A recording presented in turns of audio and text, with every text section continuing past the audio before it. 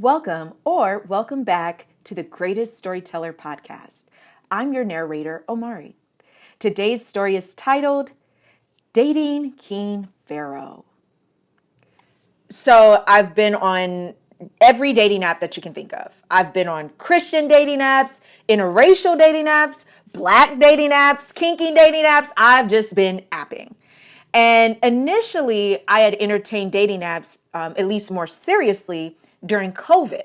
But as life started to get back to normal and, there was a lot more interacting outside, I just kept a few of the dating apps just to see where things would go. But I got to tell you guys, it has been nothing but a roller coaster. And that's putting it mildly. I've met an eclectic mix of men through a variety of dating apps that I was on. And while for the most part, the majority of the men that I came into contact with were somewhat normal, we all know there are exceptions. Like this one guy named Pharaoh. So Pharaoh was really good looking. I mean, scrumptious good looking. Pharaoh was definitely my type, but I didn't think I was his type. So what do I mean? Pharaoh was very athletic. I mean, super toned. Okay. Me? Well, I'll just say I'm a little more jiggly. Pharaoh was into healthy eating. Me? I'm more into healthy eating as long as I'm not drunk. So it was like those type of differences that initially made me go, But you know what? It really became a fleeting thought. I mean, he had to see my pictures. So I just wasn't pressed. It was like, you like me, I like you, let's talk. So we're exchanging text messages through the dating app and all is well as far as I'm concerned. So after a couple of text messages, Pharaoh asked for my number. I'm like, no problem. Quite frankly, I enjoyed our text conversation and he seemed really cool. So once we got each other's numbers, we texted a little bit more, but then eventually we moved into verbal conversations. So during one of our phone calls, Pharaoh starts telling me about his profession and how he's in insurance. But then he goes on to explain he didn't have an insurance license. Okay, so if you're in the insurance business, at least that's my thought, how are you doing business with no license? So he tells me that he's trying to decide whether he's going to take the test for an insurance license in California or Georgia. He just didn't know where he was going to reside long term. But once he figured all of that out, he would take his insurance license test and all would be married. Okay, no problem. It's a little odd to me, but hey, do you? Then Pharaoh starts telling me he's in college, but more specifically, he attends school for a non-profit online university. Oh, Lord. Okay, so now I'm having flashbacks, right? I've dated men who've gotten their degrees offline. But you know what? It's whatever. At least he's trying to work towards an advanced education. No problem. So Pharaoh goes on to tell me other things like how he was divorced and how he's working multiple hourly jobs and how he's making meager earnings.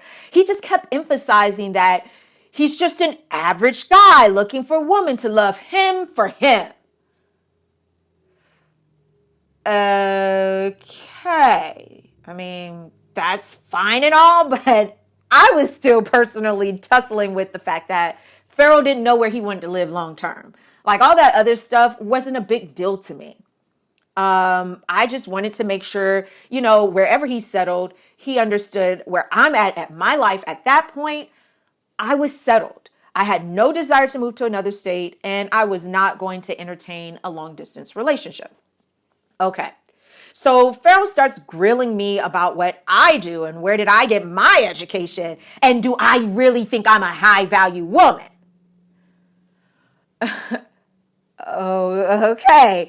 I'm happy to answer all of those questions, but I don't think I ever said that I was a high valued woman, but sure, whatever. So I started sharing responses to his questions, and he would say silly things like, man, I sure wish I had a nice car. Meanwhile, I drive a 2007 Acura. I mean, I wouldn't say that's something fancy, but okay, fine. And then he interjected another comment saying, must be cool to have a good paying job, just one job. What? I don't get it. You asked me what I do. I never even said how much I made. But this was the craziness that was coming out of his mouth. Like the conversation started to turn weird for me. And honestly, some of the things he was saying, especially about his life, it wasn't adding up. So after that conversation, I just knew I wasn't going to move forward with Pharaoh. And it was just prudent to let him go about his way. So the next day I had texted Pharaoh to let him know, I thought he was a cool person, but he just wasn't the guy for me. I mean, based on a couple of things that he shared, I just felt like we weren't a good match. So I had wished him well, and that was that. So I thought. So Pharaoh didn't immediately reply to my message. In fact, after a few hours, there was no response from him. And I started to actually feel bad because at my core, I don't want to hurt anybody's feelings. I'm not looking to be malicious or nasty. So I was overthinking, and I had thought about reaching back out to him just to like clear the air so he didn't feel offended, if he did feel offended. But I just left things where they were, right? I didn't do anything wrong. So hours had gone by. And it's at the end of the day, it's late in the evening. I'm now in bed, and I turn over, I look at my clock, and it's like 2:00 in the morning. So, now we're in the wee hours of the next day, and I still didn't hear back from Pharaoh. So again, just reconciled in my head that I didn't do anything mean to this man, and my conscience is clear.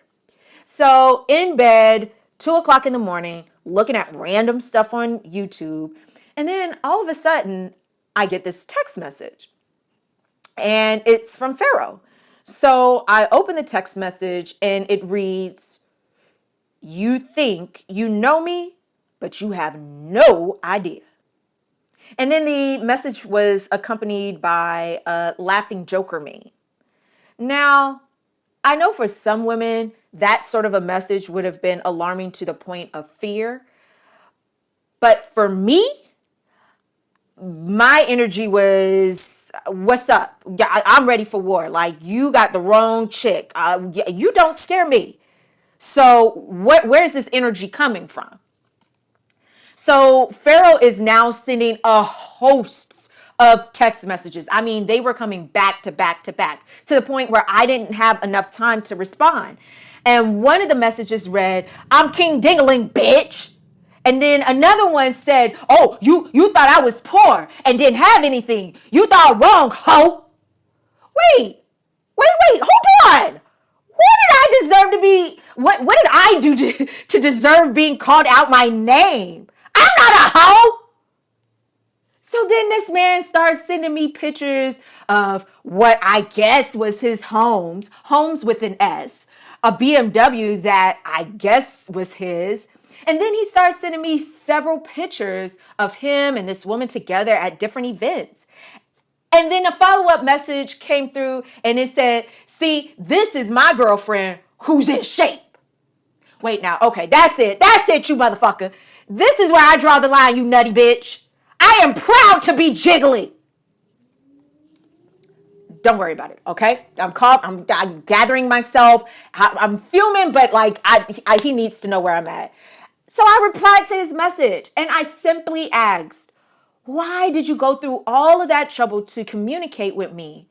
If you knew you had all of this money, you had your girlfriend, you had it all, why did you pursue a conversation with me?